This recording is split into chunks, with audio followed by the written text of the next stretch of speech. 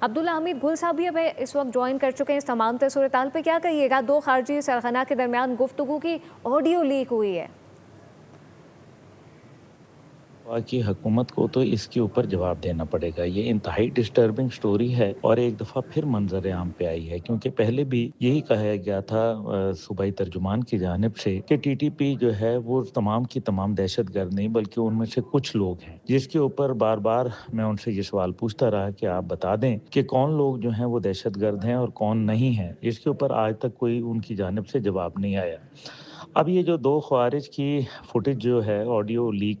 منظر عام پر آئی ہے، اس میں تو بڑا واضح نظر آ رہا ہے کہ جس طریقے سے ان کی جانب سے پہلے خوارجی سرغنہ جو وہاں موجود ہے راکٹی، اس کا ایک باقاعدہ پرچہ کاٹا جاتا ہے، وہ بتایا جاتا ہے کہ وہ آصف مسعود کو جو ہے اغوا کرے، اس سے تاوان لے، بھتہ لے، لیکن پھر اس کے بعد جو ہے اچانک افغانستان میں موجود خوارجی جو سرغنہ بادشاہ ہے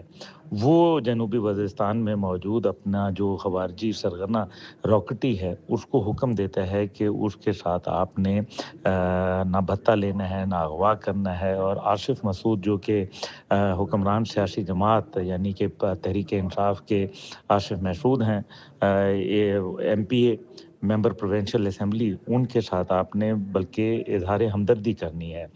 اور یہ بڑا واضح نظر آ رہا ہے کہ اس کے اندر جنوبی وزیرستان سے خیبر پختونخوا کی حکمران جو ہیں وہ آصف مسعود کا پرچہ بھی ان کو دیا جاتا ہے، ان کو اغوا کا حکم بھی دیا جاتا ہے، اور بعد میں ان کو جو ہے وہ روک دیا جاتا ہے کہ یہ نہیں ہوگا۔ اب جو خوارجی بادشاہ ہے اس کے مطابق وہ سیاسی جماعت، وہ کہتے ہیں کہ جناب یہ حکمران سیاسی جماعت کا آدمی ہے، اس کو عبداللہ حمید جانے گل صاحب دیا ساتھ جائے۔ ہی اور رہی گا۔